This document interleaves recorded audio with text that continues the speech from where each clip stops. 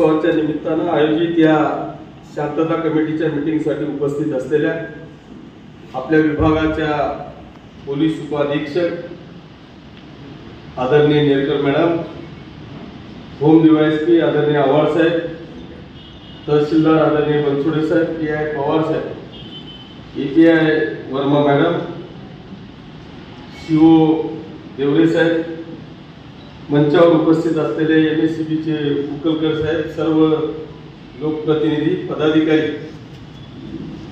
सर्व गणेश मंडळाचे अध्यक्ष आणि पाचोरा तालुक्यात ज्यांचा आता विरोधी पक्षनेतेपद सिद्ध झालं असे आमचे नेते सचिन दादा, अरे महाराष्ट्राला मिळालेलं नाही ते पाचोऱ्याला मिळालं एकटे दादा विरोधी पक्ष नेते झाले। मी तेच बोलतो, मी त्याच्याकरता विशेष तुमच्यासाठी सर्व पत्रकार बांधव, बंधू भगिनी आणि मित्रांनो, मी पहिल्यांदा तुमचं सगळ्यांचं मनापासून अभिनंदन करतो, कौतुक करतो। मी देखील 25 वर्षापासून या पाचोरा शहरामध्ये राजकारणामध्ये आहे, परंतु मला वाटतं अशी व्यापारी भवनामध्ये एवढ्या मोठ्या प्रमाणात शांतता कमिटीची मीटिंग ही पहिल्यांदा होते, त्याच्यामुळे तुमचं सगळ्यांचं मी मनापासून अभिनंदन करतो। आमची शांतता कमिटीची मीटिंग 2-5 मुस्लिम 2-5 हिंदू पोलीस पीआयच्या कॅबिन मध्ये बसले की शांतता कमिटीची मीटिंग व्हायची, परंतु आज जवळपास सगळेच पोलीस पाटील। परंतु मला एक अभिमानाने सांगावंसं वाटतं की आजपर्यंत आपल्या या पाचोरा शहरामध्ये कुठल्याही प्रकारचं गालबोट न लागता अतिशय शांततेने आपले सगळे उत्सव, मग ते हिंदूंचे असू देत किंवा मुस्लिम समाजाचे असू देत, सगळ्यांचे उत्सव आजपर्यंत आपण शांततेत पार पाडले, त्याबद्दल तुमचे देखील मी मनापासून आभार मानतो। त्याच्यामुळे खऱ्या अर्थाने आपल्याला शांतता कमिटीची आवश्यकता नाही, परंतु खऱ्या अर्थाने नाव जरी शांतता कमिटीचे असलं तरी काही जे ऍक्सिडेंट घडतात किंवा दरवेळेस ज्या ज्या काही अडथळे आपल्या समोर येतात त्या अडथळ्यांना दुरुस्त करण्यासाठी खऱ्या अर्थाने आजची ही मीटिंग आहे असं म्हटलं तरी वावगं ठरणार नाही। आणि म्हणून ज्या काही सूचना मध्ये पोलीस अधिकाऱ्यांनी दिल्या, एमएससीबीच्या अधिकाऱ्यांनी दिल्या किंवा रेव्हेन्यूनी नगरपालिकेने दिल्या, या सगळ्या सूचनांचं जर का आपण तंतोतंत पालन केलं तर मला वाटतं कुठल्याही प्रकारची अडचण आपल्या ह्या मिरवणुकीच्या दरम्यान किंवा 10 दिवस निर्विघ्नपणे, जे गणरायांचं वाक्य आहे त्या निर्विघ्नपणे आपली ही उत्सव हा 100% साजरा होईल, यात मला कुठल्याही प्रकारची शंका वाटत नाही। मला वाटतं उकलकर साहेबांनी जी महत्वाची सूचना केली की आपण बऱ्याचदा आकडे टाकतो आपल्या गणपतीला, आपण ते देतो म्हणजे लाईट घेतो, परंतु खऱ्या अर्थाने मला असं वाटतं की आपण सगळ्यांनी आपण जी काही देणगी देतो भले आपण काहीतरी आपल्याला कमी करता येईल, यांच्यावर जी काही डिमांड नोट असेल याच्यातही आपल्याला एमएससीबीसी बोलता येईल, परंतु मागच्या काळात अशा काही घटना घडल्या की आपण आकडा टाकतो, त्या मंडळामध्ये पाऊस आला, आपण तिथे कुठेतरी बसलो आणि काही जर काही इन्सिडेंट घडला तर मात्र त्या तरुणाला किंवा तिथल्या कार्यकर्त्याला, मंडळातल्या एखाद्या भाविकाला कुठल्याही प्रकारची मदत मिळत नाही। म्हणून माझी खास करून सगळ्या मंडळाला या निमित्तानं विनंती आहे की आपण हे कनेक्शन घेताना डायरेक्ट आकडा न टाकता त्यांनी जे दिलेल्या सूचना आहेत त्या जर का आपण पार पाडल्या तर मला वाटतं एक चांगल्या पद्धतीची व्यवस्था आपल्याला त्या ठिकाणी करता येईल। मॅडमांनी सगळ्या चांगल्या सूचना आपल्याला या ठिकाणी दिल्या, या सगळ्या सूचनांचं जर का आपण तंतोतंत पालन केलं, मला वाटतं त्या दिवशी पुन्हा 5 तारखेला जल्लोष आणि 6ला आपले विसर्जन आहे, त्याच्यामुळे तो एक मार्ग जर का आपल्याला काढता आला।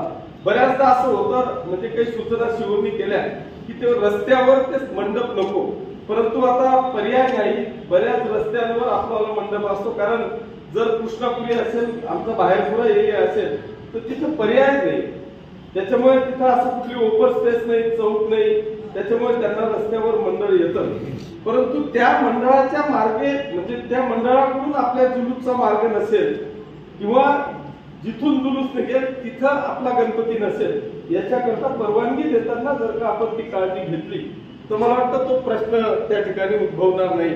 नाही तर मग MSCBचा तो एक ताप, कारण प्रत्येक मंडळाची लाईटिंग असते आणि त्या रस्त्यावरून जर का तो जुलूस केला तर मग ती लाईटिंग आणखी काढा किंवा ते एक दिवस आधी असं काहीतरी जर का, किंवा मग मागे पुढे जर का करता येत असेल तर मला वाटतं ती एक जर आपल्याला विनंती आहे की जर तो जुलूस पण आपल्याला जर का मागे पुढे करता आला, जर करू शकणार असू तर ते खूप सोयीस्कर असेल. त्याच्यामुळे आपलं एक पंचमंडळ जरा बसून पोलीस विभागाशी जर का चर्चा केली तर मला वाटतं चांगलं होईल, कारण त्याच्यात कुठेतरी छोट्याशा याच्यामुळे अडचणी निर्माण होणार नाहीत याची काळजी आपण त्या ठिकाणी घ्यावी अशी एक विनंती या निमित्तानं मी करतो. बांधवांना मला एक आणखी एक सूचना अशी करायची आहे की ठीक आहे, वाद होतात पण त्या वादाचं स्वरूप धर्मात होऊ नये. मग ते हिंदू असू दे किंवा मुस्लिम असू दे. आता मागचा एक किस्सा आहे, इथं लोक बसलेले आहेत. मोहाडीला एक किस्सा झाला, तो व्यक्ती सरळ पोलीस स्टेशनला गेला, त्यांनी तक्रार दिली, समोरच्यावर कार्यवाही झाली. माझी हीच विनंती आहे की जर असं कुठलंही असेल, मग तो हिंदू असेल किंवा मुसलमान असेल, त्यांनी जर का त्याच्यावर काही जर का झाली घटना तर तो डायरेक्ट पोलीस स्टेशनला आला आणि त्यांनी जर का तक्रार दिली. नाही तर मग काय होतं की याला त्यांनी शिव्या दिल्या, मग तो 10-20 घेऊन आला, हा इकडून 10-20 घेऊन आला आणि त्याचं रूपांतर हे कुठेतरी भानगडींमध्ये किंवा धर्माधर्मामध्ये वादात ते रूपांतर होतं. त्याच्यामुळे माझी स्पेसिफिक सूचना ही आहे, पहिली गोष्ट तर होऊच नाही, आणि समजा झालंही तर काही हिंदूंमध्ये मारामाऱ्या भानगडी होत नाही का? होतात ना. मग हिंदू आणि मुस्लिम काही वेगवेगळा नाही. जर अशी काही कुठली घटनाही घडली तर त्या दिवशी त्याच व्यक्तीने लगेच पोलीस स्टेशनला जर का कॉन्टॅक्ट केला आणि आपण कारवाई केली तर मला वाटतं एक चांगल्या पद्धतीचा तो भविष्यात येणाऱ्या काळामध्ये अशी काही म्हणजे जे काही धर्मामध्ये जातीमध्ये जो काही तेढ निर्माण होतोय तो तेढ निर्माण होणार नाही. त्याच्यामुळे ही देखील काळजी आपण त्या ठिकाणी घ्यावी. MSCBला मी या निमित्तानं विनंती करतो की आपण बऱ्यापैकी MSCBची व्यवस्था झालेली आहे. तुम्ही बी त्याला दोषी नाही, कारण सगळं आभाळच MSCBचं फाटलेलं आहे. कुठलाही कार्यक्रम आला की MSCBवर आपण तास बोलतात किंवा समोरून येते. तर एक सूचना माझी या निमित्तानं आहे की 10 दिवस संध्याकाळी 5 वाजेपासून तर रात्री 12 वाजेपर्यंत कुठल्याही मंडळाची लाईट जाणार नाही, त्या गावाचीच लाईट जाणार नाही याची खबरदारी मला वाटतं आपण सगळ्यांनी पूर्ण काळजी त्या ठिकाणी घ्यावी. कारण होतं काय की तुमचावाला नेमका त्याच वेळेस मेंटेनन्स निघतो, तेव्हाच काही त्रिपुटाने निघतो.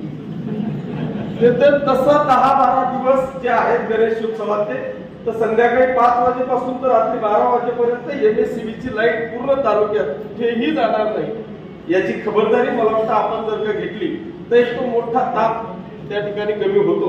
माझी सगळ्या मंडळांना, आता मूर्त्या तर खूप होऊन गेल्या असतील, पण सगळ्या मंडळांना माहित नाही यांच्या डोक्यात काय चाललेलं आहे. पण त्या अशा मूर्त्या घेता 101, म्हणजे कधी 5 फुटाची, तर आता ती सायलाच तयार नाही. कोणी 10 फूट, कोणी 15 फूट, याच्यात काय आनंद आहे मला माहित नाही. पण ते इतकं की ते सगळं विसर्जन करताना सगळ्या ताना ते मंडप, आता आमचं तो गंगाराम पाटील आले मूर्ती घ्यायला मला वाटतं सगळ्यात मोठी आमचा नगरसेवकच आहे. 25 फूट मूर्ती असेल. सेम परिस्थिती त्या भडगाव शहरात त्या आझाद मित्र मंडळ आहे. त्या आझाद मित्र मंडळाचं मला शेवटी ती एक नगरदेवा कमान माहिती आहे भडगावची, ती नगरदेवा कमान मला तोडावी लागली. त्या कमानीतून पण जाते, मला नवीन कमान उभी करावी लागली, त्याच्यातून ते गणपती त्याच्यावरती असतात. माझी विनंती आहे की आपल्या भावना महत्वाच्या आहेत. या भावना जर का आपल्या शुद्ध असतील मग आपल्या देवाऱ्यातला गणपती पण आपला 2 इंचाचा असतो. त्याच्याकरता एवढा 25 फुटाचाच गणपती पाहिजे तरच तो पावतो असं नाहीये. म्हणून माझी सगळ्या गणेश मंडळाच्या अध्यक्षांना या निमित्तानं विनंती आहे. आता तुमच्या मूर्त्या झाल्या असतील त्याच्यामुळे माझं बोलणं व्यर्थ आहे, पण निदान येणाऱ्या काळात भविष्यात आपण त्या मूर्तीच्या, कारण बऱ्याचदा असं होतं की मूर्त्या आणता कधी पाय तुटतो, कधी सोंड तुटते, कधी हात तुटतो. म्हणजे आपणच आपल्या मूर्तीचा किंवा आपल्या दैवताचा आपणच विटंबना करतो असं म्हटलं तरी वावगं ठरणार नाही. आज ठीक आहे, सुदैवाने आपल्या गवळा धरणाला पाणी आलं. जर पाणी नसेल तर शिवसाहेबांनी सांगितलं तसं तुम्ही ती मूर्ती बुडवणार कुठे, तिचं विसर्जन कुठे करणार? म्हणजे आपणच आपल्या दैवताचं विटंबना करतोय असं म्हटलं तरी वावगं ठरणार नाही. आणि म्हणून माझी सगळ्याच बांधवांना या निमित्तानं विनंती आहे की आपण येणाऱ्या काळात तरी आपल्या मूर्तीची उंची घटवावी आणि आपल्या विचारांची उंची वाढवावी असं मला या ठिकाणी सांगावं. त्या माता भगिनींची जी म्हणजे मॅडमांनी जी इच्छा व्यक्त केली की सगळ्या भगिनींनी त्या ठिकाणी सगळ्या विसर्जनामध्ये किंवा गणेश मंडळामध्ये आपण एकत्रित आलं पाहिजे. मी खरं म्हणजे निश्चित म्हणजे मला वाटतं मी आजपर्यंत डॉक्टर बाबासाहेब आंबेडकरांची जयंती पाहिलेली आहे. डॉक्टर बाबासाहेब आंबेडकरांची जयंती म्हणजे आमचं दैवताची जयंती पुण्यतिथी आहे की काय असं समजून घराला कुलूप लावून आपल्या मुला बाळांसह त्या मिरवणुकीमध्ये सहभागी होतात. त्यांचं खरोखर मी मनापासून अभिनंदन आणि कौतुक करतो की जे आपल्याला स्वतःला दैवत समजतात. आपण काय इन्व्हॉल्व्ह होत नाही, पण ती वस्तुस्थिती आहे की आमच्या मनामध्ये जी भीती आहे की इथे दारू पिऊन नसतात, इथे काहीतरी भानगडी होतील का काय. नाही तर पूर्वी मी देखील पाहिलेलं पाचोरा शहरामध्ये छत्रपती शिवाजी महाराजांची जयंती मिरवणूक निघायची त्यावेळेस प्रत्येक घरातली आमची माता भगिनी बाहेर निघून महाराजांचं पूजन करायची, रांगोळ्या टाकायची, फुलं टाकायची. परंतु आता तो विषय कुठेतरी लयात जाताना दिसतोय. तुम्ही चांगली सूचना मांडली. माझी खरोखर या निमित्तानं विनंती आहे की तुम्ही तुमच्या मनात जर का तो तसा धाक धोका असा काही असेल, पण त्याच्याकरता एक महत्वाचा विषय आणखी असा असतो की आपल्याला जसं नगरदेवळाला त्या नगरदेवळकरांचं मी खरोखर मनापासून अभिनंदन करेल. त्यांनी 2-5 वर्षापासून अशी प्रथा पाळली, एक गाव एक गणपती. मग तो जर का एक गणपती असेल तर या माहिती आता इथे इतके मंडळ या कोणत्या मंडळात फिरतील हा पण एक प्रश्न आहे. त्याच्यामुळे जर का तो एक गाव एक गणपती असला, एक मंडळ असलं तर ह्या सगळ्या जसं बाबासाहेबांची जयंती निघते एकच जयंती असते, मॅक्सिमम 2. पण मग त्या मुख्य प्रवाहामध्ये मुख्य जयंतीमध्ये त्या सगळ्या भगिनी एकत्रित येतात आणि आपल्या देवाचं आपल्या बाबासाहेबांचं नामस्मरण करत त्यांचा जय जयकार करत खऱ्या अर्थाने ती जयंती उत्सवामध्ये साजरी करतात. म्हणून माझी विनंती आहे की आपण येणाऱ्या काळात मंडळ आपल्याला कमी करता येतील का आणि जास्तीत जास्त आपल्या सगळ्यांचा सहभाग त्याच्यात नोंदवता येईल का हा आपण येणाऱ्या काळामध्ये निश्चितपणे प्रयत्न करू. परंतु जर महिला भगिनींना आपल्याला जर का सहभाग नोंदवायचा असेल तर आपला सेंट्रल पॉईंट छत्रपती शिवाजी महाराज चौक आहे. मग त्या चौकात तरी आपण सगळेजण एकत्रित येऊन आपल्याला एक आनंदामध्ये तो विसर्जन आपल्याला त्या मिरवणुकीचं करता येईल का हा एक प्रयत्न निश्चितपणे या ठिकाणी आपण करू. मॅडमांनी आज पण ते बोलता बोलता विसरून गेले कारण ते पुन्हा दुसऱ्या वर्षी तेच सांगितलं असतं. हा आमच्या सगळ्यांच्या वतीने पुन्हा एकदा तुम्हाला वाढदिवसाच्या शुभेच्छा. आपल्याला परमेश्वर उदंड निरोगी धंदाही आयुष्य देव आणि आपल्या हातून या समाजाची सेवा हो. परंतु आपण दिलेले आदेश मला वाटतं पहिल्या पवारांनी जरी निभवले नसतील तरी हे पवार निभवतील असं मला वाटतं. नाही मागचं जाऊ द्या हे या पवार हे पवार मला वाटतं निश्चितपणे जे काही मॅडमांनी आपल्याला कमिटमेंट केलेली आहे ते निश्चितपणे करतील. मी पुन्हा एकदा आपल्या सगळ्यांकडून रास्त अपेक्षा या ठिकाणी व्यक्त करतो. दुसरी एक विनंती मॅडम अशी असणार आहे की आपण बऱ्याचदा असं होतं की मागचे जे काही रेकॉर्डला गुन्हे असतात त्यांना आपण सरळ हद्दपारीचा प्रस्ताव पाठवतो आणि आपला डोक्याला ताप मिटवतो. आता जी काही परिस्थिती आहे त्या संभाजीनगर जिल्ह्यात जर का कुत्रे जास्त झाले तर ते पाचोऱ्या जळगाव जिल्ह्यात होतं. पाचोऱ्यात जास्त झाले की ते आम्ही गाडी करतो आणि तिकडे सोडून म्हणजे त्याच्याने गुन्हेगारी थांबत नाही, फक्त तिकडचा त्रास इकडे वाढतो. आता आपण हद्दपारी करतो म्हणजे काय आपला त्रास काढून दुसऱ्या जिल्ह्यात करतो. तर मला वाटतं त्या हद्दपारीच्या नादी जास्त लागण्यापेक्षा जर का आपल्या पोलीस प्रशासनाने त्याला एक व्यवस्थित वाल्याचा वाल्मिक होऊ शकतो, मग हा गुन्हेगाराचा आपण चांगल्या याच्यात त्याला प्रवाहात आणू शकतो. आमचा एक धड्या नावाचा धड्या तो एकदम अट्टर चोऱ्या करणारा होता तुमच्या रेकॉर्डवर जळगाव जिल्ह्यात. आता मी त्याला प्रयत्न केला, त्याला चहाची टपरी टाकून दिली, पोलिसांना विनंती केली की तुम्ही दररोज सकाळ संध्याकाळ त्याला बोलवा, त्याची हजेरी घ्या, कधीही त्याला कॉल करा. आता 6 महिन्यापासून मला वाटतं त्याची एकही चोरी नाही. तो चहाची टपरी चालवतोय, बरोबर आहे, चहाची टपरी चालवतोय, तर मला वाटतं ह्या हद्दपारीच्या जास्त नादी लागण्यापेक्षा आपण बऱ्याचदा असं होतं की आपण त्यांना पुन्हा जास्त, मला वाटतं त्यांच्यामध्ये तीव्रता येते की आपण ऐन सणासुदाला आपल्या घरादाराला, बायका मुलं आई वडिलांना सोडून आपण कुठेतरी बाहेर जातो, त्याची तीव्रता अजून वाढते. त्याच्यामुळे माझा विठ्ठल देशमुख साहेबांच्या समोर मी आपल्याला या निमित्तानं विनंती करेन की आपण दुरुस्त करण्याचा प्रयत्न करा.